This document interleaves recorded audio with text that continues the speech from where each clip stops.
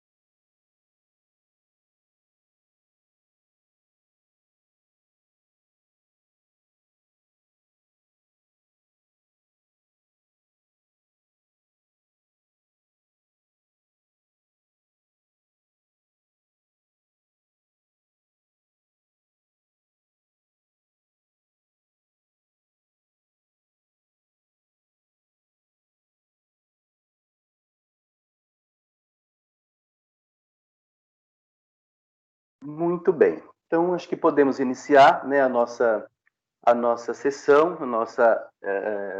ao momento de discussão desse evento, do nosso trabalho aqui, apresentação de trabalho.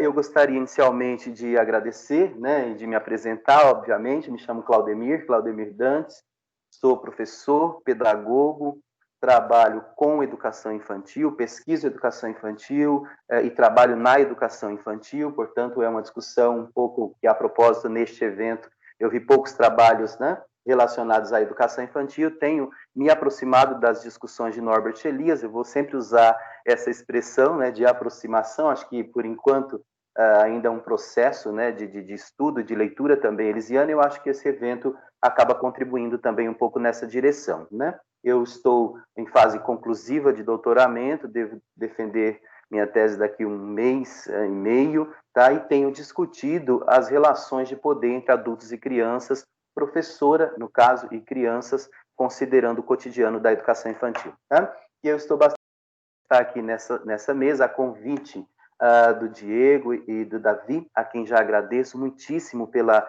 organização desse simpósio, 18º Simpósio Internacional, Processos Civilizadores, né? Agradeço também a Diego, aqui que está nos monitorando, tá? Muitíssimo obrigado. Tenho certeza que existe uma equipe muito grande por trás da organização de um evento tão grande e que, num momento tão atípico como o momento que nós estamos vivendo, foi uma forma de dialogarmos, né? Eu costumo dizer que esse momento da pandemia em que todos nós estamos, é um momento que tem dificultado, né, sobremaneira a nossa relação física, mas nós continuamos em contato com essas alternativas, né, e a tecnologia nos aproxima. Então, parabéns à organização do evento, claro que por usar, né, esse canal de comunicação, nós também temos aí os problemas que a tecnologia nos impõe, ou mesmo as redes de acesso, internet e tudo mais, mas a gente espera que isso não ofusque, né, o evento e tampouco as discussões que se fazem aqui, tá bom? Então, muitíssimo obrigado, enfim, à equipe organizadora e também pela possibilidade de aprendizado sempre, né? Eu gostaria de agradecer também de modo especial as pessoas que nos ouvem, né, aqui, eu não olhei agora, mas temos aí um grupo bacana de pessoas aqui nos ouvindo, né, e participando. Acho que quando convidado para estar aqui coordenando essa sessão, perspectiva sempre, e a pedagogia contribui um pouco nesse sentido, que é a da conversa, né, do diálogo, e da roda de conversa. Então, acho que isso é bastante interessante para todos nós. Então, peço às pessoas que nos ouvem, por favor, né, e que não vão apresentar trabalhos, que façam também as suas considerações, né, que se, enfim, considerações, comentários, perguntas, mas, claro, sempre numa perspectiva de contribuição com aquilo que está sendo discutido, com o trabalho das pessoas, né, com as pesquisas dos pesquisadores que vão aqui partilhar. Então, acho que as contribuições são sempre muito bem-vindas, né? Fiquem à vontade para fazê-lo pelo chat, ou mesmo abrir a câmera e perguntar, ou fazer algum comentário, ou sugestão de leitura, de aprofundamento, enfim, acho que é um momento, como eu disse, para trocas, né? E a gente tem que aproveitar sempre esses momentos, tá bom? Enfim, nós temos alguns trabalhos, nós temos 4 trabalhos que serão discutidos, uma perspectiva processual da relação entre indivíduo e sociedade, aspectos teóricos da noção de sociogênese, apoio epistemológico em Elias e Freire para analisar a educação especial no ensino superior, reflexões sobre tempo e escola, uma análise à luz das contribuições de Norbert Elias. Então, são esses os trabalhos, eu vou, sem mais delongas, passar, né, a fala para as pessoas. Eu gostaria de orientar inicialmente, como vocês já devem todos estar cientes, embora vocês tenham mandado vídeos, eu assisti os vídeos todos, né, os 8, diga-se de passagem, que eu estou em outra mesa amanhã, mas mais de uma vez, né, diga-se de passagem. Então, a gente já espero que as pessoas que nos ouvem também tenham assistido, mas caso não tenham, então vocês terão um tempo aqui durante esse momento para falar um pouco desses trabalhos, tá bom? Então, peço, por favor, que vocês sejam mais sucintos possível, né, para que apresentem novamente esse trabalho para as pessoas que nos ouvem, tá? Então, aí, em torno de 5, 6 minutos, acho que não mais, eu vi que tem slides, então peço que cuidem só esse tempo, vou cronometrar, obviamente, mas aí em torno de 5, 6 minutinhos para vocês apresentarem, talvez um pouquinho mais, mas é importante que a gente sobre tempo para que a gente possa ouvir o que as pessoas vão dizer e eu também tenho algumas colocações, tá bom? Enfim, Diana, né, eu vou apresentar Diana Sanches, é o primeiro trabalho que nós vamos ouvir, Diana Sanches Castro. Diana, me perdoe pelo portunhol, mas vou falar em português. Caso você não compreenda, pode me perguntar, que eu repito, tá bom? Então, a Diana é mestre em Sociologia pela Universidade Nacional da Colômbia, produziu uma dissertação, cujo título, O Problema da Relação Indivíduo e Sociedade, na obra de Norbert Elias, e essa dissertação foi reconhecida, né, recebeu um prêmio de mérito pela Universidade Nacional. O conhecimento da teoria sociológica clássica e contemporânea são interesses de maior importância para a pesquisadora, assim como o conhecimento dos problemas sociais. Essa tradução aqui por minha conta e risco, qualquer coisa você corrige, tá bom, Diana? Então, passo para você, para que você fale um pouquinho sobre a perspectiva processual da relação entre indivíduo e sociedade.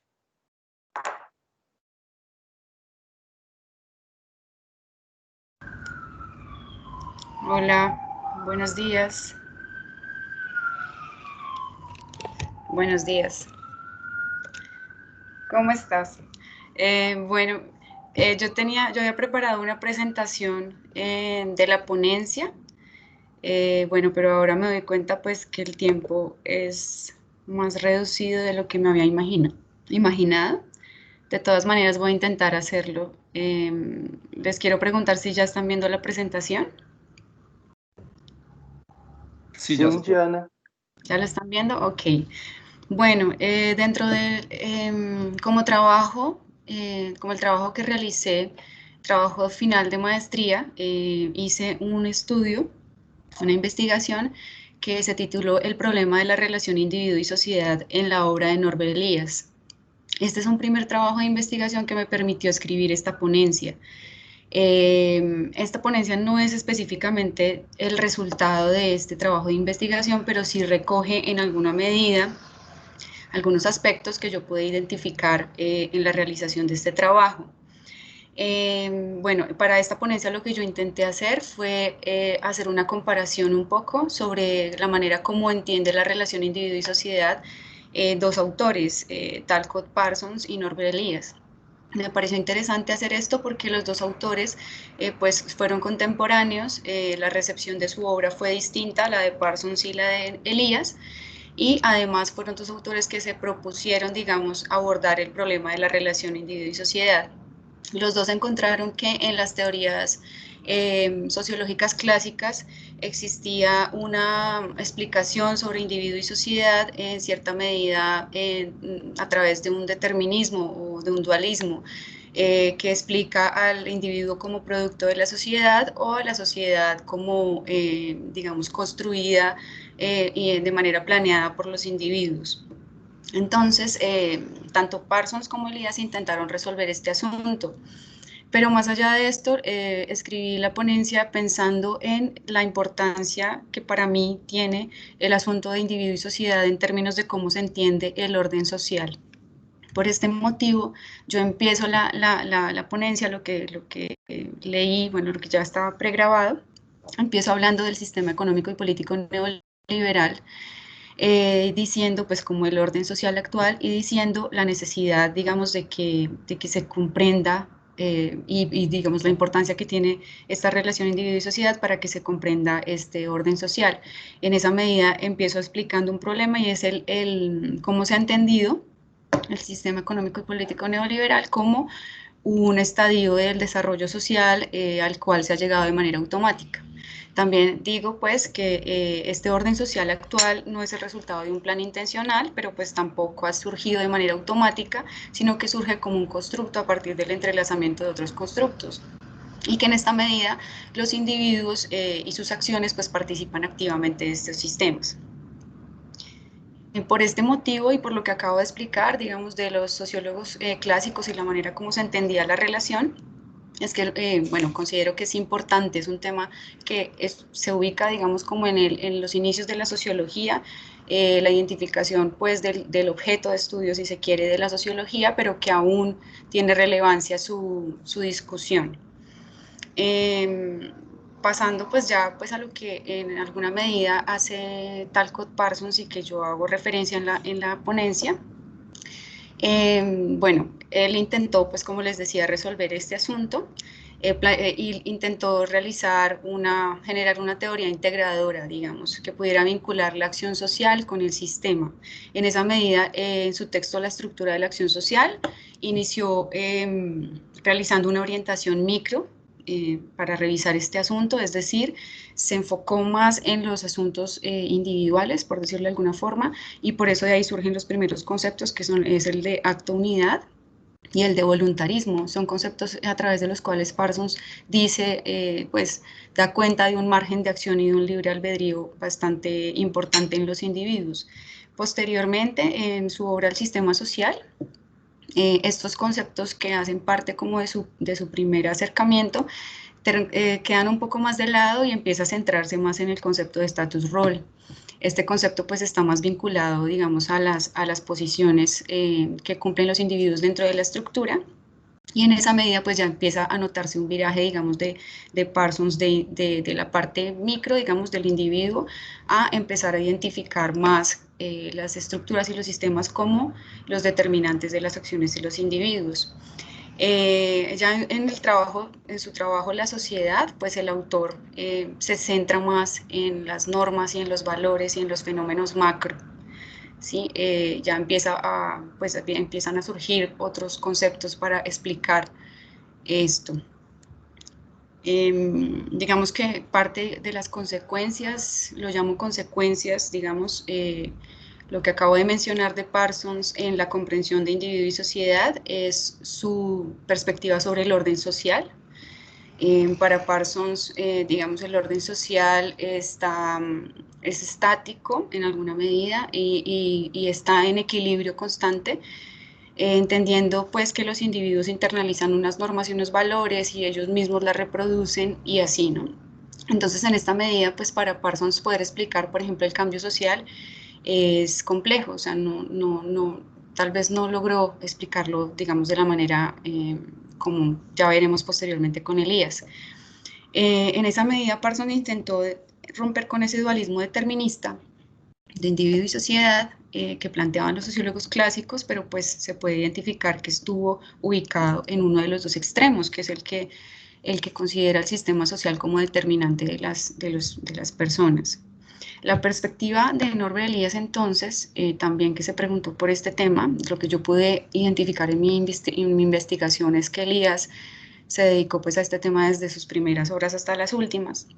En La sociedad de los individuos él dice que duró mucho tiempo, y esta cita que está en esta presentación es de ahí, duró 50 años estudiando el tema, y en este libro se recogen 3 artículos escritos en distintos momentos sobre el tema y muestra también cómo el cambio o la evolución de él en su estudio sobre el individuo y sociedad. Elías investigó este asunto de manera empírica, en los trabajos. Esto también lo investigué, lo encontré en mi investigación. En La sociedad cortesana, por ejemplo, que es uno de sus primeros libros, su primer libro, retoma numerosos ejemplos para explicar la forma como se relacionaban los individuos en la corte de Luis XIV, desde ejemplos que van analizando la distribución habitacional del Palacio de Versalles, pasando por la etiqueta y el ceremonial, hasta identificando cómo se da el uso del ceremonial por parte del rey. De esta investigación surgieron los primeros conceptos de Elías. Hay que entender que Elías hizo como una reformulación de muchos conceptos y otros tantos surgieron de su estudio.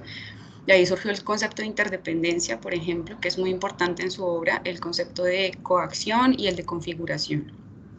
Posteriormente, en el proceso de la civilización, Elías, en este estudio de largo plazo, estudia pues los cambios en las normas de la etiqueta desde la Edad Media hasta el Renacimiento, identificando un ajuste interdependiente entre dichos manuales y los cambios en las configuraciones sociales, de tal manera que, ligado al cambio en los manuales, investigó la transformación paulatina que se daba en las costumbres, en el dormitorio y en otros aspectos de la vida. En la segunda parte pues del proceso de la civilización, Elías habla pues del vínculo entre los cambios en las estructuras sociales y los cambios en la estructura de la personalidad, mostrando pues los mecanismos y los movimientos centralizadores que decantaron en la formación del Estado y bueno, cómo se da esto en vínculo con el cambio en los individuos. De este segundo estudio surgen unos conceptos diferentes, pues porque este estudio es un estudio de largo plazo. Es bastante extenso. Ahí surgen conceptos como el concepto de desarrollo, el concepto de proceso, pero a su vez Elías también retoma conceptos que habían estado pues ya en la sociedad cortesana, como el concepto de interdependencia. Pues la sociedad cortesana y el proceso de la civilización son muy cercanos, sí, son muy cercanos. Bueno, en Establecidos y Marginados, bueno, yo estoy hablando de estos 3 trabajos porque son trabajos en los que él realizó su investigación empírica, y porque son los trabajos en los que realicé también parte de la profundización de la tesis, entonces me permite hablar con mucho más pues, propiedad y certeza sobre el tema. En Establecidos y Marginados, entonces realizó una investigación sociológica de un problema contemporáneo de corto plazo sobre el tema de la exclusión social. a través de métodos cuantitativos y cualitativos, y planteó pues un asunto que es bastante interesante en el IAS y más se ve en esta investigación, y es cómo los conceptos que ya estaban previos y que hacían parte de una investigación de largo plazo, como desarrollo, proceso, también sirven para entender un problema como el que él investiga en establecidos y marginados. Es decir, conceptos como el concepto de desarrollo y de proceso le sirven a él para analizar y para comprender la configuración que se da entre los establecidos y marginados de Wisdom Parva. Ahí surgen otros conceptos también, como el de cohesión social y el de jerarquía de estatus. Y bueno, digamos, las conclusiones que se pueden obtener sobre la relación individuo y sociedad en este estudio, digamos, en lo realizado por Elías. Bueno, acá están la propuesta de conocimiento del autor busca obtener diagnósticos congruentes con la realidad y que por lo tanto facilite a los individuos actuar sobre el desarrollo social. Por esto precisamente es que veo importante este asunto para comprender, digamos, los sistemas actuales. Los conceptos y métodos del autor dan cuenta de la realidad de manera compleja, acudiendo a la condición dinámica y procesual de las sociedades. Es decir, con Elías no tenemos pues la idea de una sociedad estática o de una sociedad equilibrada en la cual el orden haga referencia pues a ese estatismo, sino que, digamos, el conflicto también hace parte del análisis, digamos, que realiza Elías y el cambio de los individuos y las estructuras. De sus investigaciones surge una comprensión del desarrollo social, como los cambios sociales que van adquiriendo cierto automatismo no planeado, que no es el resultado de un plan intencionalmente dirigido por los individuos, pero que sí surge de los entramados sociales y de la relación de interdependencia que van adquiriendo diferentes formas. Esto es, pues es la explicación de cómo se da, o sea, cómo surgen las instituciones entonces, ¿sí? Cómo surgen, pues, estas figuraciones, y estas figuraciones van adquiriendo, pues esto, una autonomía relativa, que pues acude obviamente a que ningún individuo solo o aislado podría cambiar una de estas figuraciones, porque pues cuentan con cierta autonomía, pero pues que no deja por fuera, digamos, la agencia o la acción del individuo como algo importante para estos, para los sistemas. Entonces, en esa medida, pues comprender a los individuos separados de los entramados es un error. Para Elías, los individuos configuran en las cadenas invisibles de interdependencia y por lo tanto la idea de los individuos como seres absolutamente libres y solitarios, pero además diferentes de sus congéneres, que a veces es una idea que es como muy común escuchar, es falsa, y como advierte el autor, probablemente la comprensión de la forma como se relacionan las personas puede ayudar no solo en el conocimiento sociológico, sino en otros aspectos de la vida. Entonces, digamos, es una explicación un poco más detallada de lo que yo realicé en la ponencia, y bueno, ya, así terminaría. Muchas gracias. Só.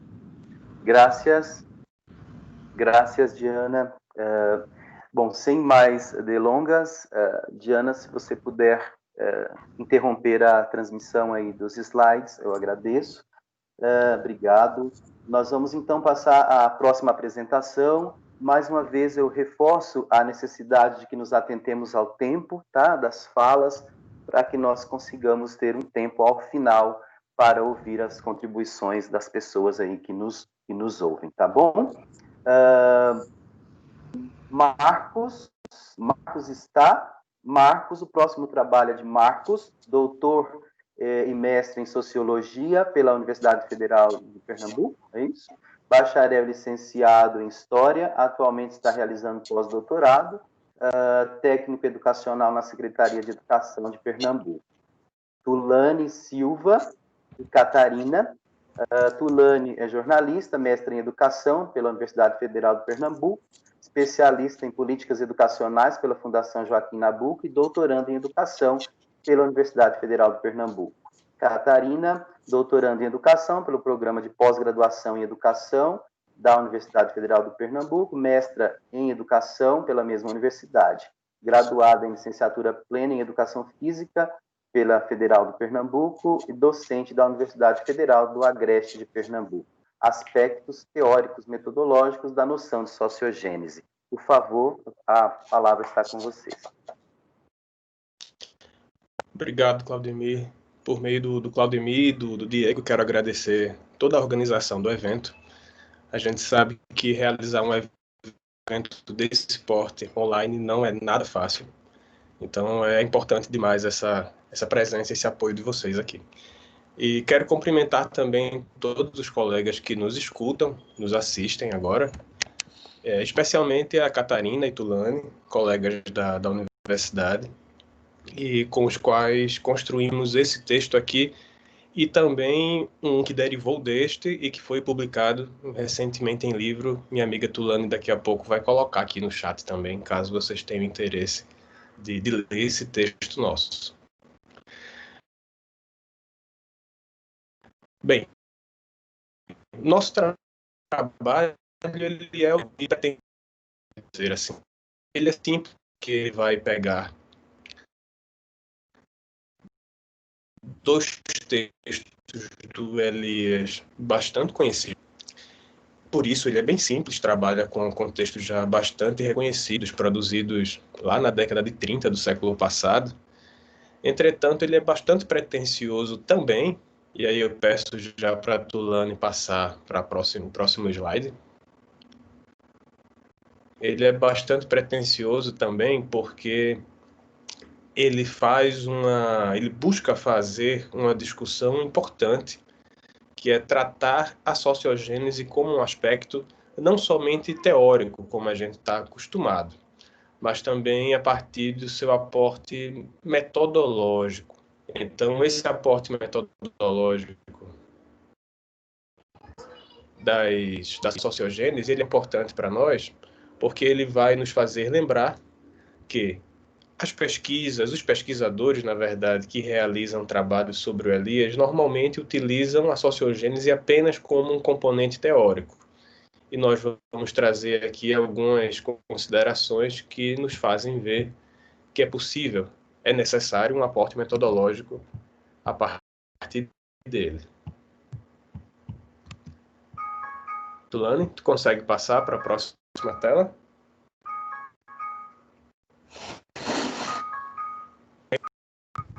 Qual a tela que está aparecendo para vocês?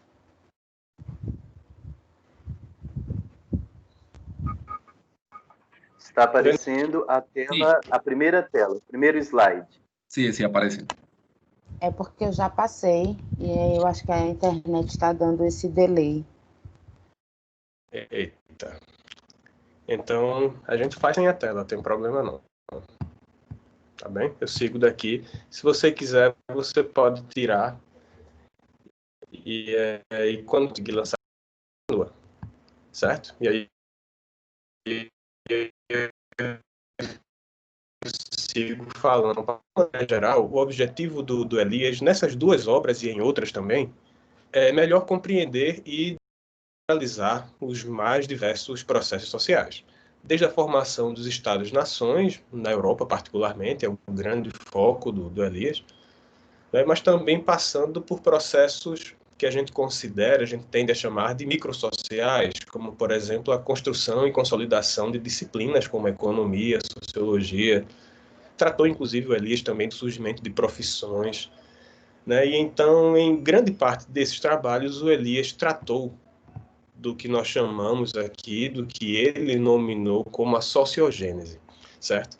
Então, como eu já mencionei rapidamente, o nosso objetivo é apresentar e vislumbrar aproximações na operacionalização da ferramenta teórico-metodológica da sociogênese.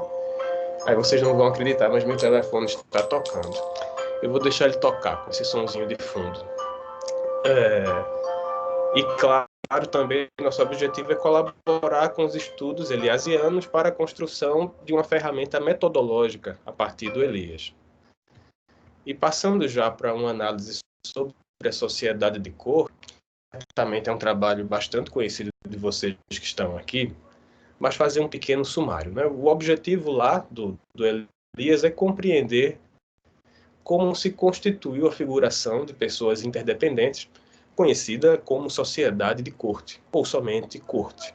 Né? Aquela corte, particularmente a francesa, que é a que o Elias vai se debruçar, ela é bastante específica. Não é? Ao olharmos hoje para trás e reconhecermos aquela corte francesa, particularmente, uma pergunta que nos vem à cabeça é como as pessoas se submeteram por tanto tempo e por várias gerações ao mando de apenas uma pessoa, do rei. Isso é o que a gente tende a ver, né? Mas quando você lê a obra do Elias, você vai ver que ali há uma figuração de interdependência bastante complexa, que faz com que o rei também seja um elemento deste processo, tá? E o grande pressuposto metodológico que o Elias traz é que a configuração da sociedade de corte ela é composta por interdependências ou dependências recíprocas e que elas vão gerar códigos de ação e de comportamento específicos, tá? E com tensões de manutenção e também com processos de mudança. Tá? Então, a ferramenta da sociogênese do Elias nos lembra sempre que as coisas mudam, mas elas mudam segundo, e ele está interessado em saber quais são, determinados padrões. Algumas dessas mudanças, elas são estruturais, certo? Então, a gente vai tratar rapidamente, eu vou citar aqui, as mudanças estruturais pelas quais a França, particularmente, estava passando naquele momento. Um Estado cada vez mais centralizado, monopólio da violência, com a consequente pacificação interna, embora com várias lutas entre a França e outras nações que estavam emergindo também, funções progressivamente diversificadas, crescimento das capitais e cidades comerciais e a monetarização, comercialização e ainda a incipiente industrialização. Todo esse processo estrutural tem, claro, um reflexo, uma contrapartida na sociedade de corte.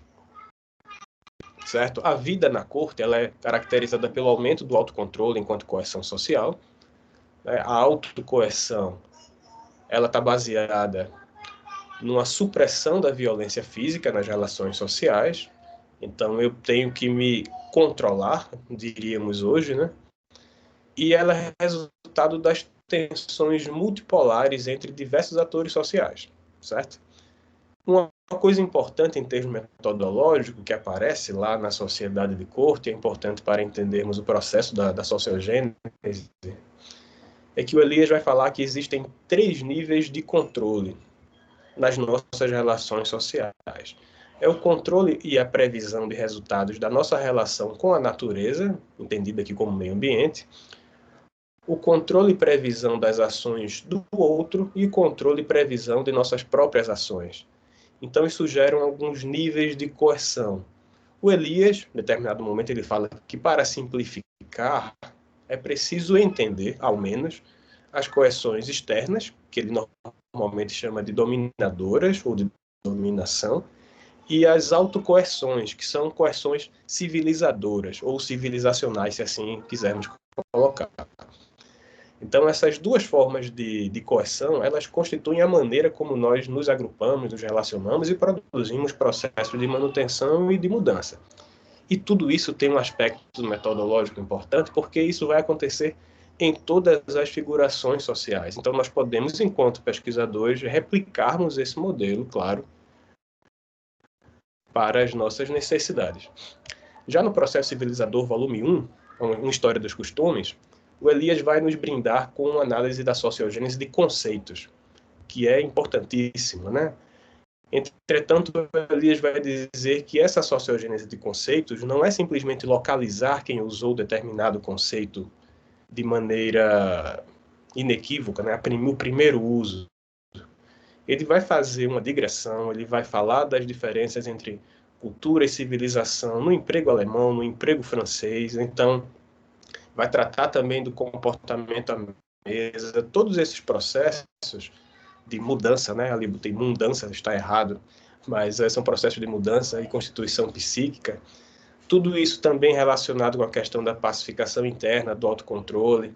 E no final das contas, no finalzinho do primeiro parágrafo, ou do primeiro capítulo, Elias vai nos dizer que a ideia de civilização ela é o espelho da Europa. Então, ele vai traçar a sociogênese deste conceito e vai desnaturalizar o conceito e nos mostrar como é possível, consequentemente, fazer isso em outras desconstruções, né?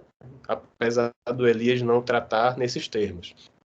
Tá? E o Elias vai pegar manuais de conduta, vai pegar a forma, vai analisar a forma como nos comportamos à mesa, como nos comportamos nas relações sociais íntimas, né? Entender como é o mundo que a gente chamaria o mundo privado, e que nos anos 30 não era pauta de pesquisa sociológica ou histórica.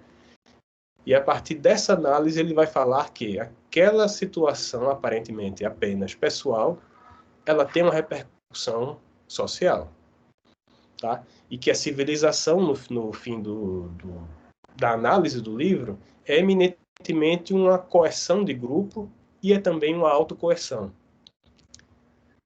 Certo? E já no volume 2 do Processo Civilizador, o Elias vai trazer uma outra importante consideração metodológica que nós debatemos aqui rapidamente no artigo, vocês podem ver de maneira mais específica, é a perspectiva da longa duração. Essa perspectiva da longa duração, a historiografia vai debater exaustivamente, vai se apropriar, não cabe aqui a gente discutir, mas ao procurar no Google longa duração, ou no termo francês longue durée, certamente se encontra muitos trabalhos sobre isso. E essa perspectiva da longa duração faz com que o Elias, para entender a formação do Estado europeu, ele faça uma digressão até o século V. Então ele vai analisar os estados que se desagregaram, que deram origem ao período medieval, caracterizado por uma absoluta fragmentação do poder, para só depois ele passar a entender os processos de reorganização do Estado a partir do século XV. Então é um trabalho magnífico, né? E que daí ele traz uma coisa importante para a gente, é que os processos de formação de Estado, a gente precisa entender como uma longa duração, e não simplesmente como seria talvez o caso da França, a centralização a partir de um dos reis, ou até a questão da Revolução Francesa. Não, Elias vai dizer que esses processos eles já obedecem uma longa duração, então é preciso voltar bastante no passado, e nesse caso da formação do Estado francês, ele voltou em torno de 1000 anos para melhor compreender o processo. Certo? E ele destaca também nessa mesma obra a interdependência dos reis e dos senhores feudais. E uma coisa importantíssima é o papel da guerra permanente. Essa noção de uma guerra permanente, particularmente nas cruzadas, ela gera uma manutenção que era muito característica daquele momento. Os reis precisavam que a guerra fosse permanente para que os senhores feudais precisassem destes reis na constituição de exércitos. Então, a própria cruzada ela tinha um motivo religioso, econômico e integrador da sociedade, era um fator de coesão. E aí nos faz perguntar, né? Eu sempre reflito com a Catarina, com o Tulane e também com o Charles, nosso colega, que temos um grupo de pesquisa que debatemos semanalmente as obras do Elias, como que essas questões das interdependências repercutem nos nossos trabalhos específicos, né? De pegar o Elias e trazer ele para o nosso diálogo. Isso é importantíssimo. Então, pensando o papel da guerra permanente, será que hoje, em nossa cultura, existem guerras mantidas apenas para manter a nossa coesão? É uma reflexão importante. E como considerações finais, tem 4 conceitos que são fundamentais para a nossa discussão aqui. São eles: pulsões, tensões, coerções e hábitos.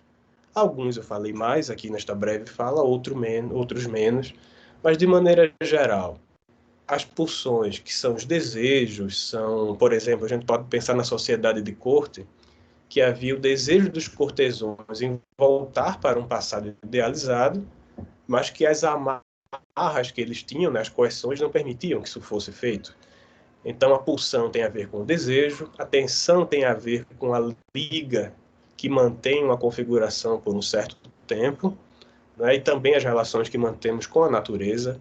O Elias pincela isso em alguns momentos, particularmente. Até no livro Os Alemães, ele faz isso de maneira mais específica, de como a tensão que mantemos com o meio ambiente é também importante para entender as configurações sociais. E, claro, as coerções, como eu havia me referido no começo, as de dominação e as civilizatórias, né? E que o interessante é que essas coerções, ela, com o passar do tempo das gerações, um controle que vai ter uma repercussão na integração social e na nossa estrutura de personalidade. Então, isso vai formar hábitos específicos de determinados grupos e, no final das contas, de determinados povos, ou pelo menos de determinadas nações. E, por fim, chamar a atenção de vocês que em nenhuma dessas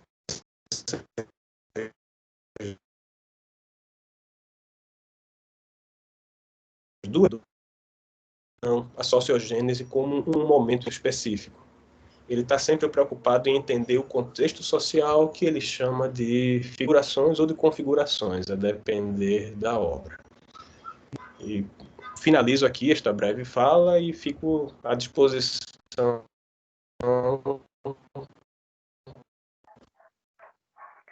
Ok. Terminou, está cortando um pouco. O debate, caso seja desejo dos colegas. Ok, obrigado, Marcos, muito obrigado. Está cortando um pouco o áudio no final, mas nós conseguimos compreender. Bom, vamos avançar um pouco mais, por favor. Eu vou convidar o Júnior Ora, estudante de doutorado do programa de pós-grado ou de pós-graduação da Universidade do Espírito Nacional do Espírito Santo, Universidade Federal do Espírito Santo. Trabalho foi escrito também com o professor Edson Pantaleão, coordenador do Programa de Pós-Graduação em Educação da Universidade Nacional do Espírito Santo, também pela Maria Tereza Pietro Quesada, coordenadora de investigação do Centro Universitário de Ciências Econômico-Administrativas do Departamento de Políticas Públicas da Universidade de Guadalajara. Apoio epistemológico em Elias e Freire para analisar a relação ou a educação especial no ensino superior. Por favor, Júnior. Obrigado, Claudemir. Me escuta com tranquilidade? Sim, tranquilamente. Ok. Bom, primeiro dizer que da satisfação de participar do meu terceiro simpósio, né, sendo que o primeiro tivemos o privilégio, né, neste caso, tive o privilégio de participar da equipe que organizou, né, o primeiro que eu participei, que foi o 16º, na cidade de Vitória, no Espírito Santo. E aí depois tivemos o de Londrina, né? Eu participei no de Londrina e agora este terceiro, o que é muito agradável porque a gente consegue entrar em contato com os colegas, né, que têm pesquisado essas demandas relacionadas ao Norbert Elias, a sociologia produzida, né, as contribuições sociológicas produzidas por ele. E, além do mais, né, a gente entra em contato com os colegas que a gente vai desenvolvendo uma relação afetiva nesse processo de produção, né? Bom, para tocar, então, esse é um trabalho que tem financiamento, né, da CAPES e faz parte de um projeto maior, né, que é vinculado ao grupo de pesquisa ao qual eu faço parte, né, Política, Gestão e Inclusão Escolar, Contextos e Processos Sociais, coordenados pelo professor Edson Pantaleão, que é o meu orientador, e pelo professor Reginaldo Célio Sobrinho, né? Essa é uma investigação, né, do meu processo de doutoramento, e eu já trago essa investigação desde o meu mestrado, né? Sendo que ambos os trabalhos eles têm envolvimento direto com os projetos de pesquisa que o grupo vem encabeçando, que se relacionam às questões da educação especial, da educação infantil à educação superior, né? Bom, como eu disse, é parte de uma investigação, né, que eu já trago desde o mestrado, sendo que no mestrado eu analisei políticas públicas e legislações de modo comparado entre México e Brasil, sobre a entrada, permanência e conclusão de curso dos estudantes que nós chamamos de público-alvo da educação especial, ou seja, pessoas com deficiência intelectual ou física, no caso aí, em espanhol, né, las personas com discapacidade, Então, pessoas com deficiência intelectual ou física, transtornos globais do desenvolvimento, altas habilidades, superdotação ou pessoas com capacidades sobresalientes. Então, desde o mestrado eu venho trabalhando com essas questões, né, relacionadas à legislação e política pública, em estudo comparado internacional México e Brasil, e no doutorado permaneço. Porém, agora, eu pego os trabalhos que eu produzi a respeito da legislação e da política pública desses dois países e passo, então, a fazer uma análise, a partir agora, de processos de aprendizagem desses estudantes, tendo em vista que parte da conclusão da pesquisa de mestrado é justamente aquela relacionada a que esses dois países conseguem garantir legalmente o acesso à permanência e o aprendizado desses estudantes. No entanto, nos falta ainda investimentos didático, administrativo e financeiro para que esses estudantes, estando na educação superior, possam, então, aprender. Então, a minha discussão agora no doutorado, ela parte do princípio da legislação e da política pública, só que agora reverbera sobre processos de aprendizagem desses estudantes na educação superior, né? Como o Claudemir já disse, é um trabalho escrito a 6 mãos, né? Cuja participação aí não só do meu orientador, mas também da professora Maria Tereza, que me recebeu em estágio sanduíche no México, na Universidade de Guadalajara, interrompido aí breve, né, esse ano por conta da pandemia. Bom, aqui um pouco, né, do que seria o público-alvo da educação especial, né, que eu acabei de falar. Bom, por que, então, a escolha de Paulo Freire e Norbert Elias, né? Bom, aliás, por que de Norbert Elias e Paulo Freire? O Norbert Elias ele traz para a gente contribuições a respeito do que seriam os processos continuados, né? O que seriam os processos o desenvolvimento processual da sociedade, né, nem a mais, nem a menos, nem inferior, nem superior, mas como a civilização vem se desenvolvendo. Bom, e o nosso grupo de pesquisa, que ao fazer essa inclinação em estudar Norbert Elias, tem feito uma investigação que parte do princípio de que parte do nosso desenvolvimento, e não entendo também desenvolvimento como uma palavra, né, para melhor ou para pior, mas parte do nosso desenvolvimento enquanto sociedade, no modelo civilizacional que temos atingido, é um modelo com o qual tem se abarcado todos os sujeitos, né, e no nosso caso, dentro do espaço de escolarização, da educação infantil à educação superior a nível de pós-grado, a nível de pós-graduação. Né? Então, nós temos feito essas inclinações, esses estudos, pensando o desenvolvimento da sociedade num processo contínuo não acabado. Bom, e Paulo Freire, né, vem, então, a contribuir, tendo em vista que qualquer teórico, seja ele Norbert Elias, seja ele Paulo Freire, seja ele qualquer outro que venhamos a trabalhar, não dão conta de tudo, né? Não falam de tudo.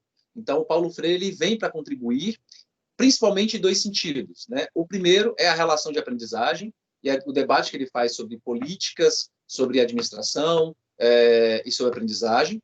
E o segundo, né, e aí eu acho que é um dos principais, as análises que ele faz a partir do momento em que ele exerce trabalhos sobre educação por muitos países da América Latina, Estados Unidos, um pouquinho no Canadá, mas foi muito breve, né, e na Europa e também na África. Então, ele tem esse trajeto acerca de um local da sociedade ocidental, né, ou da sociedade ocidentalizada, né, nos termos europeus, para pensar, então, processos de educação.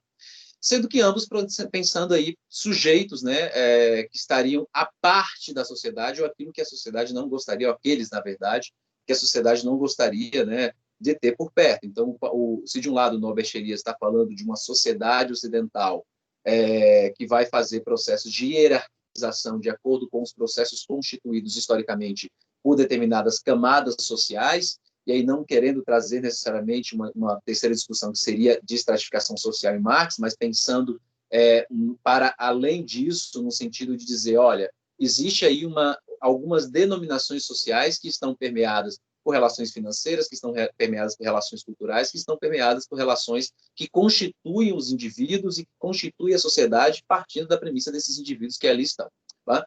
E, por outro lado, né, é o Paulo Freire que vai nos dizer sobre, e aí eu acho que é o ponto central o qual eu vou alinhar o Paulo Freire ao Norbert Elias, de pensar a sociedade ocidental também como um processo contínuo e inacabado, e no caso específico do Paulo Freire, pensar exatamente a sociedade, a educação como parte disso, né? E a educação daqueles que, de forma bem alusória, né, o Elias chamaria de outsiders, ao passo que Paulo Freire chamaria de oprimidos, né?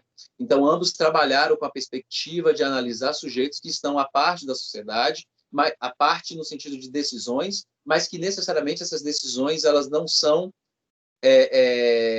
delegadas por outros, mas destes que estão à parte a depender do modo com o qual ele vai interagindo com a sociedade, pensando numa balança de poder, pensando nos modos como os sujeitos se interagem e pensando aí como ambos podem contribuir, estejam aqueles estabelecidos ou não, no processo do que Freire chamaria de libertação dos sujeitos, quer dizer, libertação no sentido de que, pensando aí Elias, né, pensando em como os hábitos e costumes vão nos aprisionando, né, e aí esses hábitos e costumes que vão impondo aos sujeitos determinados paradigmas vão nos aprisionando e muitas vezes nos condicionando a uma relação a qual ela se torna também prejudicial a nós, né? E aí pensando, por exemplo, a sociedade de corte, como a sociedade de corte vai estabelecendo princípios e parâmetros com os quais esses hábitos e costumes fazem com que a própria sociedade cortesã vá minando por dentro de si, né? E aí a gente faz esse aporte para pensar, né, o contexto social, e não a sociedade cortesã em si, mas o contexto social que é a refletir a respeito do que esses hábitos e costumes que fazem com que os sujeitos se automutilem, né? E aí o Paulo Freire também vai fazer esse debate a partir do momento em que ele parte da premissa de pensar de como esses indivíduos entre oprimidos e opressores vão também produzindo uma contínua um contínuo apagamento de si mesmos, né? E produzindo aí violência. Então, os dois teóricos também falando a respeito de violência. E existem, então, dois conceitos específicos, né, entre Elias e Freire. Elias vai falar sobre a simpatia, né, e Freire vai falar sobre a humildade, e ambos vão dizer que, olha, é necessário que haja o desenvolvimento desse conceito, né, da simpatia, de entender quem é o outro, de entender a dinâmica da existência do outro, para que se desenvolva a sociedade. Afinal de contas, não se retirou, em um dado momento da nossa história, o Elias vai narrar isso, né, não se retirou as facas da mesa à toa, né? Quer dizer, a sociedade, a partir do momento em que ela não conseguia resolver os seus conflitos por intermédio do diálogo, e não dizendo que o diálogo seja menos pernicioso do que as facas foram retiradas da mesa, né? Mas a partir do momento que a sociedade não consegue se entender enquanto plural e em contínuo processo, essa simpatia não é desenvolvida. Ao passo que Freire vai falar especificamente da humildade na sala de aula e dizer, olha, e agora partindo especificamente para os estudantes público-alvo da educação especial, para as pessoas com discapacidade. Será que são aqueles sujeitos que não aprendem ou eu, na condição de docente, que não sei como ensinar? Né? E aí Paulo Freire não fala especificamente da deficiência, em algumas passagens das suas obras ele vai falar sobre pessoas com deficiência, né? Pessoas com discapacidade, no entanto ele vai falar sobre pessoas que estão à parte da sociedade de modo geral. E aí ele vai dizer, olha, né, o Paulo Freire vai dizer, é necessário que o docente, é necessário que o conjunto escolar, é necessário que a universidade, é necessário que a educabilidade pense também os seus modos de ensino e de aprendizagem e passe a aprender com esses estudantes outros processos. E, novamente, sou eu como professor, é o estudante que não sabe aprender ou sou eu como professor que ainda não entendi como aquele estudante aprende? E aí, entender isso para além dos estudantes com deficiência é entender isso na pluralidade que compõe a sala de aula.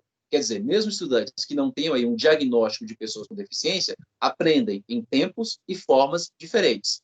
A diferença aí entre estudantes que não têm deficiência e estudantes que teriam deficiência, de forma muito grossa falando, de forma muito breve, é que escutam, né, os estudantes que não têm deficiência, ouvida, né, não tem sordeira, não tem cegueira, então são pessoas que caminham com tranquilidade, então são pessoas que não têm o que nós poderíamos chamar de passabilidade social, ou seja, aqueles que não têm nenhuma aparência física que vá fazer com que aquele corpo seja renegado naquele determinado espaço. Então, na medida em que se desenvolve a simpatia pelo outro e a humildade pelo outro, e a simpatia por si mesmo, enquanto componente desse outro... Júnior, sim. Júnior, só um pouquinho. Se você puder ir concluindo, eu agradeço, tá bom?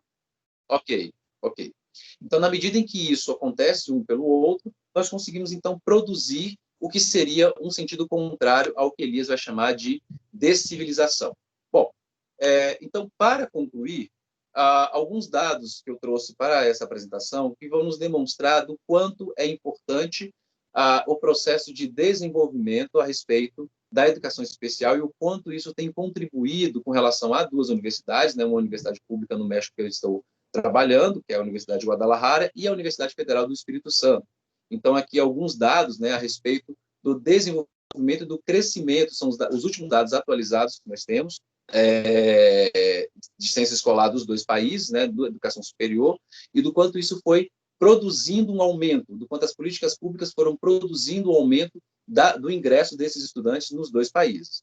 A questão agora é entender como esses estudantes aprendem e compreendendo, inclusive, também que é necessário, no mundo do capital, investimento financeiro para que docentes, para que técnicos administrativos, para que todo o conjunto da universidade possa, então, aí, receber estudantes sem maiores prejuízos. Bom, e para finalizar, então, partimos de uma premissa, né, enquanto grupo, enquanto trabalho de pesquisa de doutoramento, de dizer não às escolas especiais, porque elas segregam, elas excluem e fazem com que nós, enquanto sujeitos, tenhamos ou não deficiência, estejamos ou não inseridos como público-alvo da educação especial, não consigamos compartilhar o que é o desenvolvimento do processo de civilização, entender a simpatia, entender a humildade e compreender isso como parte do processo social plural. E entendendo também que o próprio processo civilizador é complexo, inacabado e permeado por desafios. Tenhamos ou não esses estudantes nas universidades, esses desafios estarão postos. E aí resta a nós, então, desenvolver formas com as quais a humildade e a simpatia possam contribuir para isso. Bom, e encerro por aqui com algumas referências para essa apresentação. Muitíssimo obrigado, Júnior. Ótimo. Eu vou, então, pedir para que você retire, por favor, da tela a apresentação e passar para a nossa última apresentação da Juliana Barros de Oliveira, que escreveu aí junto com o professor Ricardo Lucena. Né? O professor Ricardo é graduado em Educação Física pela Federal da Paraíba, mestre em Educação Física pela Universidade Estadual de Campinas e doutorado em Educação Física pela mesma universidade. Né?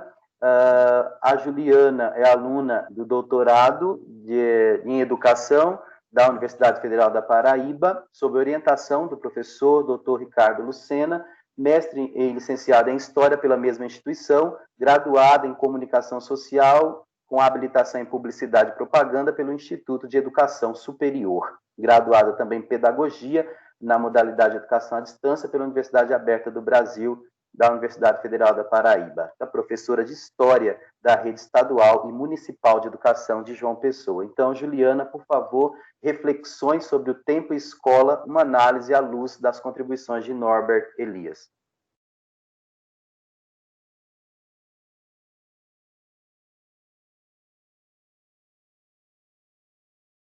Juliana?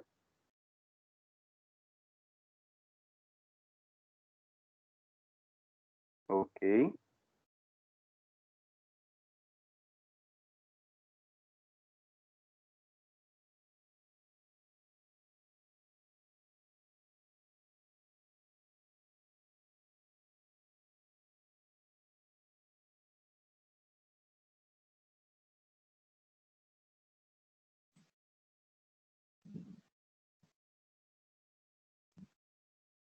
Oi, bom dia. Vocês conseguem me ouvir? Bom dia, Juliana. Nós conseguimos ouvi-la, mas a apresentação está avançada, não está no primeiro slide. Tá, deixa eu ver se eu consigo voltar aqui para... Veja agora, professor, se está no primeiro slide. Sim, pode avançar, fique à vontade. Não. Gratidão, eu peço licença a todos. Em primeiro lugar, eu agradeço a oportunidade da apresentação, né? Como o professor Claudemir já me apresentou, sou Juliana Barros, e eu e o meu professor orientador, que é o professor Ricardo de Figueiredo Lucena, nós constituímos esse trabalho, né, a 4 mãos. O trabalho é intitulado Reflexões sobre tempo e escola, uma análise à luz de Norbert Elias, e ele é um fragmento da tese, né, da minha tese, que eu venho estar defendendo agora em dezembro. Na verdade, ele é o fragmento da 4ª sessão da tese, que é tratando justamente sobre a relação tempo e escola. Para a tese, o meu objeto de estudo é justamente as relações de interdependência entre uma escola aqui da capital paraibana, né, de João Pessoa, na Paraíba, que é a escola João José da Costa, e a relação dessa escola com o bairro em que ela está localizada, que é o bairro da Torre, observando-se isso à luz de Norbert Elias e à luz também de outros teóricos, né, a respeito das questões acerca da escola e da educação. Todos me ouvem direitinho? Posso começar?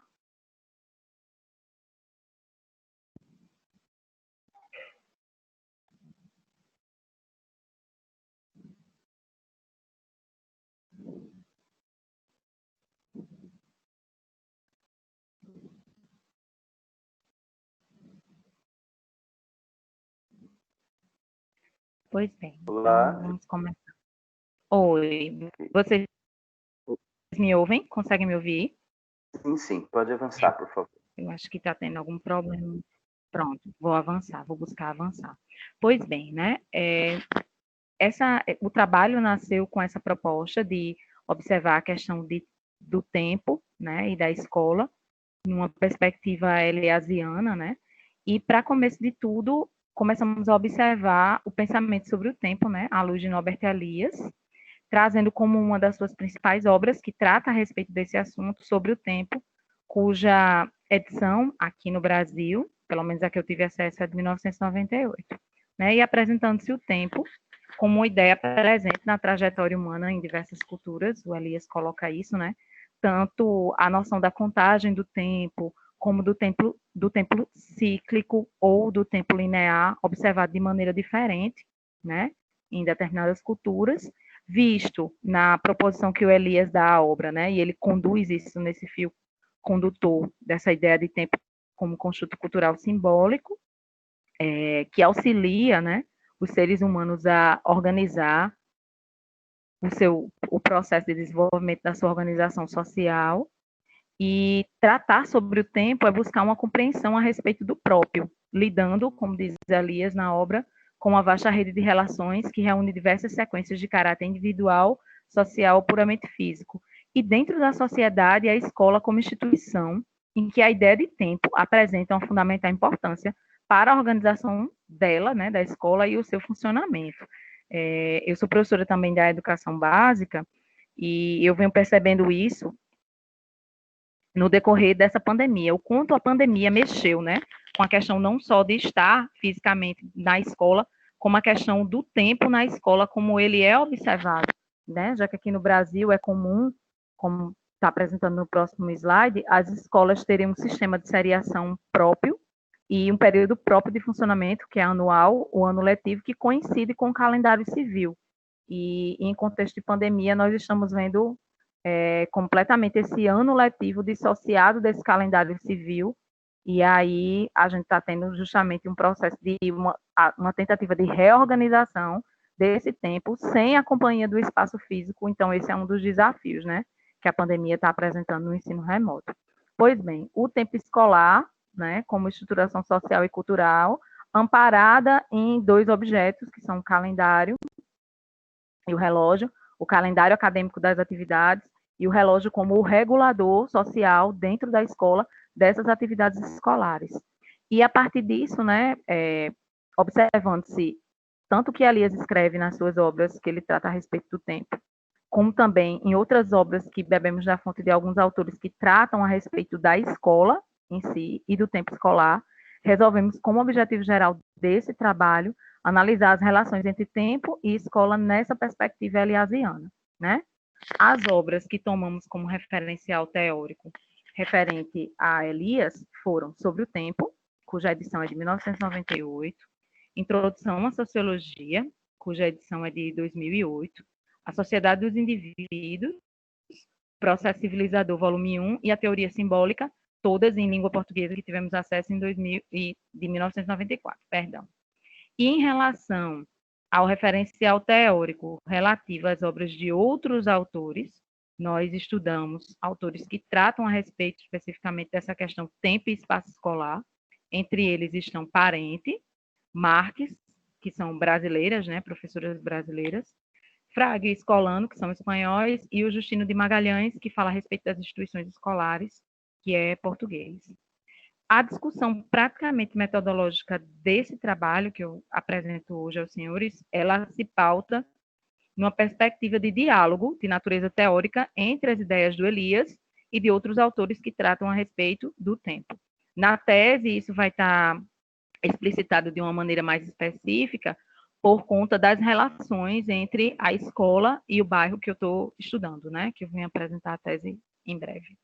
E aí observamos, tanto no que diz respeito às ideias de Norbert Elias, como a dos outros autores e autoras que nós estudamos acerca da questão escolar, sobre alguns pontos de reflexão dentro dessa textura textual que nós propomos, né? Bebendo na fonte de Elias, em Elias 1998, observando-se o tempo como um aspecto indispensável para a orientação humana, na condição de também tratá-lo como construto cultural simbólico, que é a ideia que Elias coloca, passível de transformações e refinamentos no decorrer do processo civilizador da humanidade. E algo que Elias nos chama a atenção é a questão da percepção acerca da passagem do tempo não ser tangível ou dotada de concretude. Na verdade, os homens não perceberiam essa passagem do tempo em si. Aliás, eles não perceberiam o tempo em si, mas sim a passagem dele, a sensação da passagem do tempo, né? O que convencionamos chamar aqui de temporalidade. E, por exemplo, essa temporalidade estaria demonstrada, essa passagem do tempo, em processos, em fenômenos como, por exemplo, a velhice, né? No caso dos seres humanos, observações de mudanças na paisagem social e assim sucessivamente. Continuando com pontos de reflexão na textura do texto, observamos a importância dos relógios e calendários nessa organização estrutural escolar, nessa organização das atividades escolares, e essa ideia de relógios e calendários também interferindo diretamente na organização social como um todo e numa ideia de pressão da sociedade capitalista, né? Haja vista expressões que nós temos cotidianamente, pelo menos aqui em português, como tempo é dinheiro, isso é uma perda de tempo, onde é que você vai investir o seu tempo, que aí no texto nós fizemos alguns aportes, né? Alguns pontos entre essa ideia de opressão e de pressão do tempo e da sociedade capitalista, advinda desde o capitalismo industrial, né? Como nos coloca Edward Palmer Thompson. E a ideia de tempo constituída como algo individual e social ao mesmo tempo, passível de modificação no decorrer do processo civilizador, mas sem que esse caminho seja um caminho linear de transformações, né? Elias coloca o processo civilizador como algo que está acontecendo, que vem num construto que não necessariamente, como ele coloca, né, na página 185 do processo civilizador, não segue uma linha reta. Ele é um movimento de perspectiva de grandes períodos de tempo, onde se vê claramente, né, que se diminuem as compulsões originadas diretamente da ameaça de uso de armas, de força física, de violência, como bem colocou o professor anteriormente, né, na sua apresentação, e que as formas de dependência levam à regulação dos efeitos sobre uma forma de autocontrole e que gradualmente aumentam. Então, esse tempo, a ideia de tempo dentro desse processo civilizador, como nós observamos, ela não seria linearizada e constante, ela seguiria pausas, retornos, voltas, momentos de transformação. E a passagem do tempo como algo simbólico, né, e representativo para os seres humanos, que perpassa as questões individuais, sociais e biológicas, como Elias coloca lá na sua obra sobre o tempo. Então, tratando a respeito da tentativa de mensuração do tempo, né, Elias coloca que ele tem um caráter social que se diversifica entre os grupos humanos, se constituindo, por isso mesmo, um desafio investigativo interessante, né, complexo e, ao mesmo tempo, interessante. E aí, saindo dessa esfera macro do tempo e entrando numa esfera mais micro, se é que a gente pode tratar assim a respeito da escola, enquanto instituição que está inserida dentro de uma sociedade, né, de um dado modelo social. Então, aí nós questionamos de maneira direta no texto algumas concepções a respeito de tempo e de escola. Fizemos algumas indagações. Como o tempo é concebido na escola? Quais os significados da passagem do tempo na escola, no ambiente escolar? de que maneira essa escola, esse ambiente, esse espaço, essa organização acadêmica da escola se adapta ao escrutínio do tempo. E como os indivíduos dotam o tempo escolar de novos significados. Então, partindo da reflexão, tomando a reflexão principal, geral, sobre o tempo em Elias, aí nós partimos para o diálogo de Elias com aqueles autores que nós colocamos para vocês mais à frente. E dentro da perspectiva de Parente, nós conseguimos observar uma série de demarcações peculiares entre tempo e escola, e uma série de interligações, de intersecção entre Parente e Elias, né? E a propositura de Parente é de que o tempo escolar, ele é múltiplo, né? E na perspectiva dela, ele pode ser dividido, digamos assim, em 3 classificações. Tempos de escola, tempos de escolarização e tempos na escola. Cada um Juliana, apresentando as suas peculiaridades. Oi, pois não, professor? Juliana, eu vou pedir para você concluir, tudo bem? Tudo bem. Vou dar uma pressinha mais. O tempo de escola... Tá certo. O tempo de escola seria o que se refere ao período específico de frequentar uma escola, né, um ciclo de escolarização, que ele varia de um indivíduo para o outro. Então, nem todos os indivíduos têm a oportunidade de cumprir um ciclo escolar dentro daquilo que foi previsto ou foi proposto, por exemplo, em uma legislação social, né, numa dada sociedade. Aqui no Brasil, a gente tem como exemplo, né, desses tempos de escola variáveis, a questão de extorsão idade-série e também a oportunidade de pessoas que não tiveram como cumprir esse ciclo durante sua infância e sua adolescência, por exemplo, ingressar na educação de jovens e adultos. O tempo de escolarização para Parente, ele já seria sinônimo de como o tempo interfere na organização do sistema escolar em si e como essa mudança, né, do aluno temporalmente falando, dentro desse sistema escolar, acontece. No nosso caso, no Brasil, seria pautado nesse sistema de promoção e através de algumas avaliações que nem sempre, né, convenhamos, somente quem é professor da educação básica sabe, elas realmente avaliam algo, né, palpável, tangível, e que valha para esse aluno ter essa promoção em idade série. Tem uma série de restrições esses sistemas avaliativos. E o tempo na escola, visto como o tempo dentro do ambiente escolar, como ele interfere dentro desse sistema e dessa organização social escolar como um todo, no seu cotidiano. E a grande pergunta que se coloca sobre o tempo na escola é como alunos, professores e funcionários vivenciam esse tempo dentro do espaço escolar.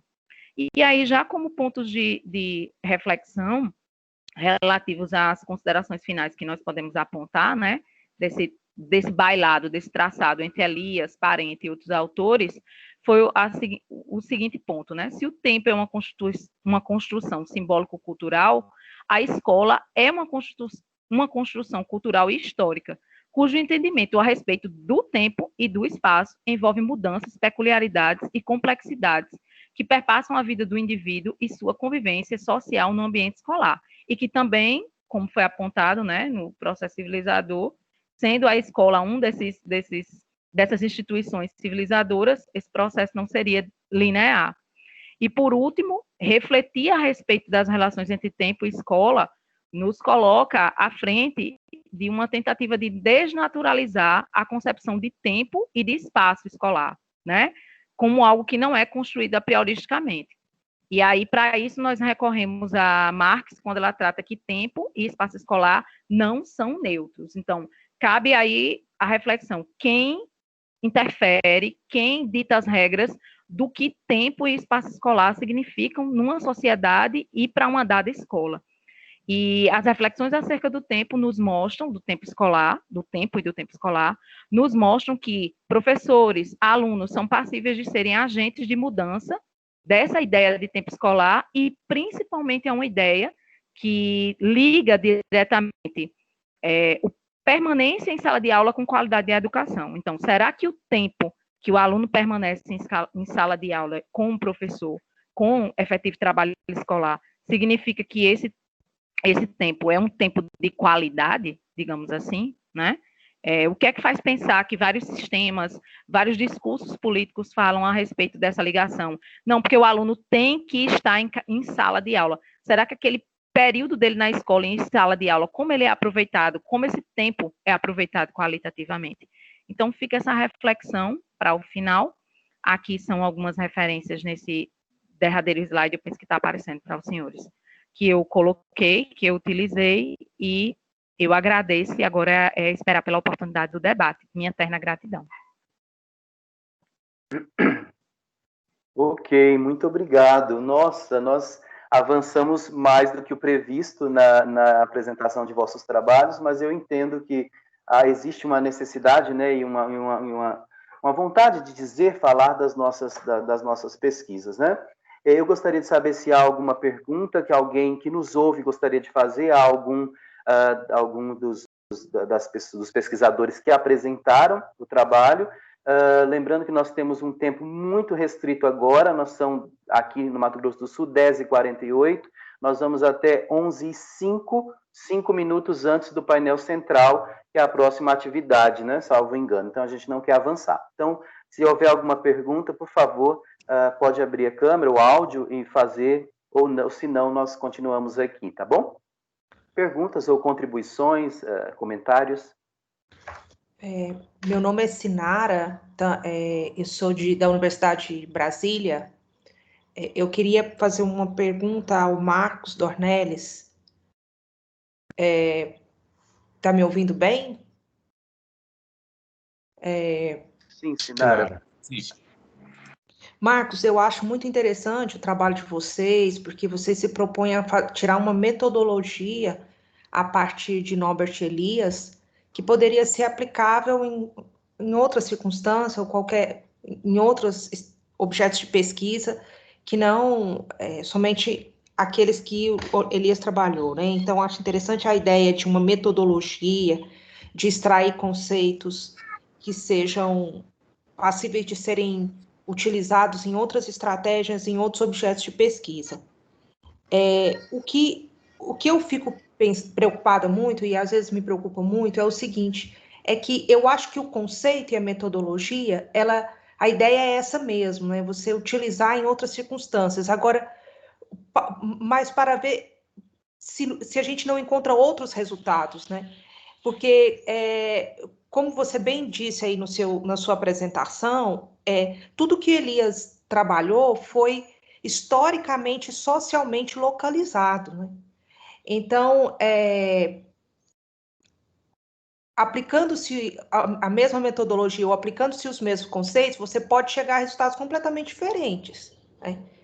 O que me parece, às vezes, muito nas apresentações, é que as pessoas tendem a tentar rastrear as mesmas coisas para uma realidade completamente diferente, que é a brasileira, né?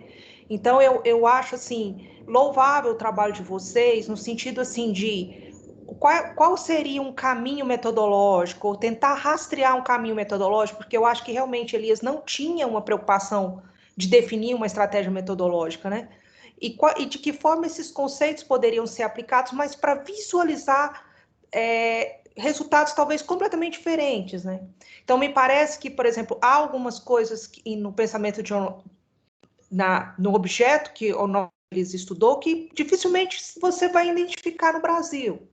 Então, por exemplo, a sociedade de corte, ela é um efeito do processo de urbanização e da intensificação das interações sociais no Europa que entrava num processo de urbanização, e na formação de um Estado nacional em que todos os nobres passam a conviver na corte, né? Então, a intensificação das interações, ela vai originar todo um conjunto de hábitos, de alimentares, de vestir, de falar, de se comportar. Existe um tensionamento ali nas relações sociais que levam a um padrão de conduta.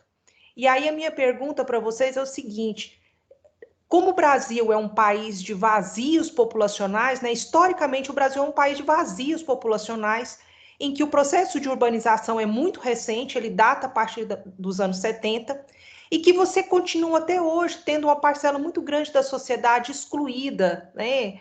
Até mesmo dos espaços sociais, de alguns espaços sociais. E aí minha pergunta é a seguinte: o que seria, como aplicar a metodologia de Elias à realidade brasileira? O que a gente vai encontrar? O que a gente vai encontrar quando a gente aplica os conceitos de Elias à realidade brasileira? Então, é um pouco desse exercício, né, que eu queria ouvir um pouco de vocês. Sinara, a sua colocação é perfeita, né? Esse texto nosso ele é uma aproximação, mas ele é reflexo do problema de pesquisa de nós três, né? No meu caso, Marcos, eu estou tratando da sociogênese do conceito de competências em educação. E já de antemão eu percebi que eu não posso simplesmente olhar para 50 anos atrás e compreender como os processos educacionais se formaram aqui no Brasil, porque eu estou preocupado com justamente esse conceito de competências e habilidades para o caso brasileiro. Então, necessariamente, eu vou observar as tensões, as pulsões e as configurações dentro do campo educacional, no mínimo, aqueles que construíram a educação lá no começo da República. E talvez eu tenha que buscar essas questões até antes, no Brasil Império, que tem uma repercussão importante.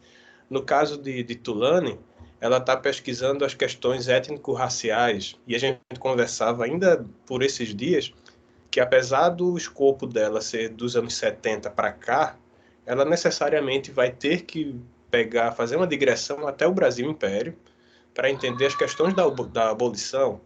No caso de Catarina, tratando das questões sobre a percepção de felicidade, ela vai ter que tratar dessas questões da felicidade, ela está pensando na concepção de felicidade para o caso das universidades, né? Em que ter um curso superior aumenta ou diminui a percepção de felicidade das pessoas.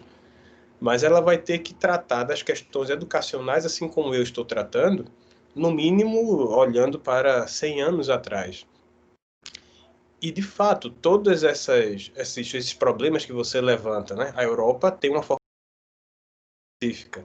E o próprio Elias ele vai dizer que dentro dessa formação europeia tem a particularidade francesa, a particularidade inglesa, a particularidade alemã.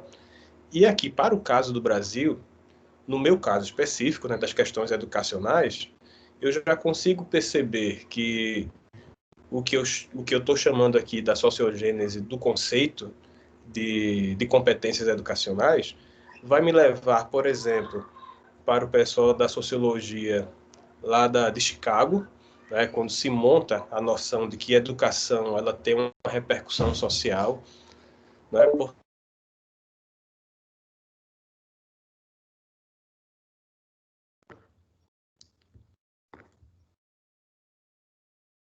Acho que travou a internet do Marco. Tulane, você quer falar enquanto volta? Depois a gente remenda aí.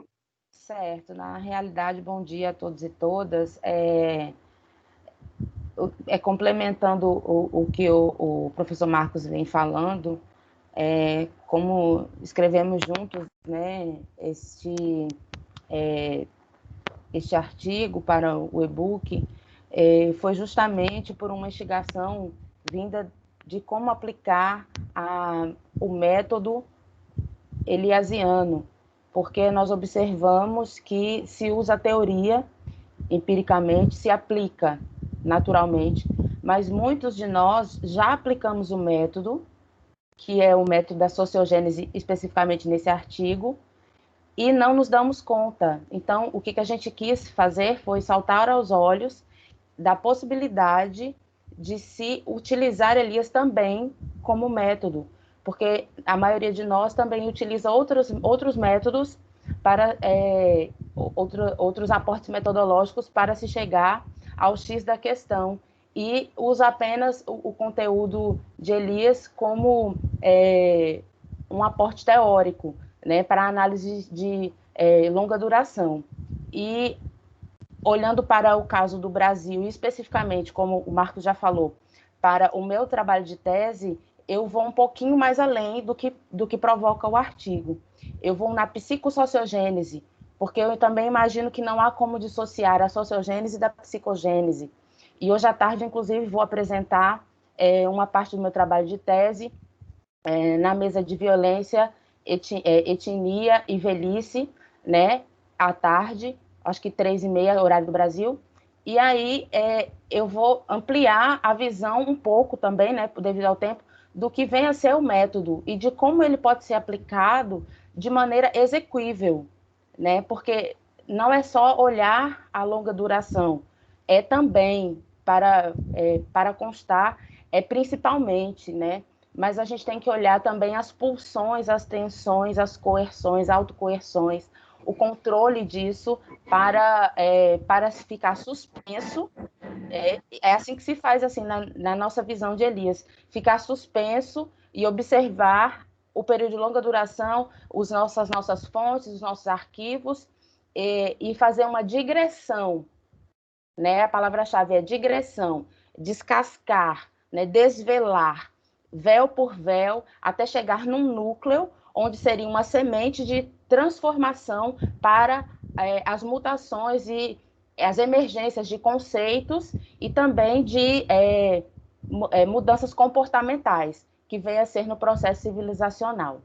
É mais ou menos isso, espero ter respondido a colega. Ok, obrigado, Tulane, obrigado, Marcos, Sinara. Mais alguém, mais alguma questão que vocês gostariam? Ainda temos uns 2 minutinhos, 3. Ninguém? Não?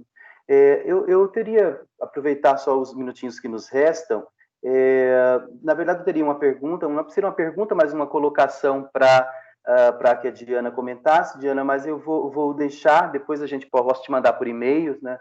Porque acho que seria uma reflexão que você precisaria de um tempo maior, né? Mas eu só gostaria de perguntar para o Júnior uma questão deixa eu só localizar aqui, que me chamou um pouco a atenção. Eu pediria para você um pouco comentar as aproximações entre Elias e Freire, mas você já fez isso na sua apresentação, então não vou me tornar aqui repetitivo. Mas uma questão que me chama a atenção, e você se posiciona no seu trabalho, é quando você se coloca, obviamente, contra aí as escolas de atendimento especializado. Eu acho que nós partilhamos um pouco dessa perspectiva, né? Eu gostaria que você brevemente comentasse, nesses 2, 3 minutinhos aí que nos restam, como é que você vê essa relação de poder entre alunos atípicos, neurotípicos, não sei se é esses os termos, por favor me corrija, né? Como que você analisa a inserção desse público nas escolas regulares, muitas vezes despreparadas para recebê-los, né? E se você, em alguma medida, não percebe esse público, ou que esse público, mesmo incluído nas escolas regulares, estou chamando assim, não permanecem numa situação de outsider. E aí, então, você articula com a discussão elisiana, por favor. Isso tudo em 2, 3 minutos, né? Não sei se a face transpareceu, mas eu fiz essa respiração profunda. Vamos lá. Na tese, eu tenho trabalhado, né, a tese em andamento, eu tenho trabalhado na perspectiva de que, e eu falei um pouquinho disso no final, e assim, foi bem pouquinho mesmo, né? Sem investimento, e a minha tese é uma tese que eu chamo de tese dos investimentos, então didático, pedagógicos, administrativos, legislativos e financeiros. Então, eu vou em alguns dados financeiros dessas universidades, por exemplo, né, e eu estou falando da universidade para depois pensar em escola. Então, eu vou em alguns dados das universidades para dizer, olha, quando se investiu tal, foi possível fazer outros movimentos que o professor pudesse ensinar a tal aluno com tal deficiência. Na educação básica, e aí nós fazemos parte, o nosso grupo de pesquisa faz parte da Rede Finesp, Rede de Financiamento em Educação Especial, que abarca pesquisadores de várias partes do país. E nós temos discutido muito, por exemplo, a relação com o Fundeb, né, que é o Fundo Nacional de Educação Básica, a relação que tem da coleta de impostos para os investimentos em educação especial e a participação, por exemplo, das instituições privadas que ficam captando recursos da educação. Ou seja, a educação ela tem sido minada, e agora falando especificamente da educação básica, a educação básica no Brasil tem sido minada por intermédio dessas instituições privadas. Não estou dizendo que elas não devam existir, mas se elas existirem, que seja com recursos próprios, não da educação, não da saúde, e não seja com recursos públicos, né? Que o recurso público vá para a coisa pública. Porque na medida em que a gente tem esses investimentos garantidos nas escolas, nós podemos, inclusive, perceber, e isso a gente tem vivenciado em alguns contextos, né, ali na cidade, na Grande Vitória, né, na capital do Espírito Santo, a gente tem vivenciado como os investimentos específicos nas escolas têm produzido aprendizado desses estudantes, né? E aí a gente tem vivenciado isso também nas universidades, como os investimentos têm garantido isso, né? Então, na medida em que esses investimentos públicos eles são direcionados para a melhoria desses espaços públicos, e aí fica aqui novamente a defesa da escola pública, da universidade pública, isso tem garantido, então, a permanência desses sujeitos, retirando, inclusive, a posição de outsider, né? E aí nos colocando também na condição de outsider, na medida em que a gente não sabe, não conhece um universo que é o universo dos estudantes com deficiência, né? E aí as particularidades que vão englobar esses estudantes. Não sei se deu conta. Penso que sim, tá ótimo, brigadíssimo. E a Juliana, que eu não sei se seria o caso de você responder, Juliana, acho que não vai dar tempo, mas só para eu fazer um comentário, me senti feliz porque consegui fazer esse comentário, sobre, você fala de tempo escola, o tempo para mim, eu sou da educação infantil, como me apresentei, e essa discussão é muito cara para a educação infantil. Falar de tempo, de espaço, é uma discussão bastante cara, né? Eu gostaria apenas que ficasse a sua reflexão, imagino que você vai fazer isso na sua tese, sobre a fragmentação do tempo escolar, né? E aí considerando que o ensino fundamental, considerando o ensino fundamental e o ensino médio no Brasil, né? E como que essa fragmentação desse tempo, ela incide na ampliação e na construção do conhecimento do indivíduo. Então, como é que esse tempo tão fragmentado é como se nós também fôssemos, né? Em alguns momentos tivéssemos esse modo tão fragmentado de enxergar o mundo, né? Então, de que maneira que essa fragmentação incide aí na ampliação e na construção do conhecimento do indivíduo? E uma outra questão que ficaria para reflexão também é como que os alunos ressignificam o tempo na escola. Eu acho que essa seria uma questão bastante interessante para pensar, tá bom? Não sei se você quer pontuar alguma coisa, mas nós temos 1 minuto. Tem pouco tempo, né, para uma discussão profunda que é sobre o tempo. Mas demais, né? Mas eu vou anotar, professor, esses pontos que o senhor colocou, principalmente esse derradeiro, porque ele vai abrir ele pode abrir um parâmetro para um futuro artigo, né? Que é observar justamente como esses alunos ressignificam, e não apenas o tempo em sala de aula, como eu trabalho também com conceito de memória, como eles ressignificam isso quando saem da escola, quando se tornam ex-alunos da escola, e ainda constroem os afetos simbólicos naquela escola e por aquela escola, né? Então, eu agradeço demais os toques que o senhor me deu aí, esses dois, porque um realmente eu discuto na tese, o primeiro, mas o segundo eu penso que vem ser propositura aí, o cérebro já está esquentando para um futuro artigo. Com certeza. Gente, muito obrigado. Obrigado, Juliana. Eu gostaria de agradecer a todos vocês, pesquisadores, que apresentaram seus trabalhos, suas pesquisas. Gostaria de destacar a relevância, né, dos trabalhos de vocês. Mais uma vez, destacar a relevância desse evento, que é um evento consolidado para a discussão dos nossos trabalhos. Eu entendo e estou assim, bastante até constrangido pelo tempo, né, Juliana, tão poderoso e que exerce um poder tão grande sobre nós, por exemplo, agora, onde a gente tem que ficar acelerando para dar conta de todas as demandas, né? Quero agradecer pelo esforço de cada um e de se aproximar da teoria elisiana, de aprofundar, de buscar caminhos metodológicos, considerando, como a Sinara de forma feliz apontou, a realidade social, cultural, né, do nosso país. Acho que vocês trouxeram vários conceitos, indivíduos, sociedade, sociogênese, figuração, interdependência, poder, e esses conceitos aí que vocês estão buscando articular os objetos de interesse. Então, assim, eu encerro desse modo essa sessão, convido vocês todas e todos a assistirem às próximas aí, seguir a programação do nosso evento, nos linkando às outras atividades, tá bom? Amanhã a gente se vê de novo numa outra mesa, bem específica da educação especial, e eu estou lá meio de guarda-chuva, mas eu vou estar lá, e depois também tenho a minha fala sobre a minha pesquisa em andamento, tá bom? Um abraço e fiquem bem. Hasta luego, gracias. Gracias.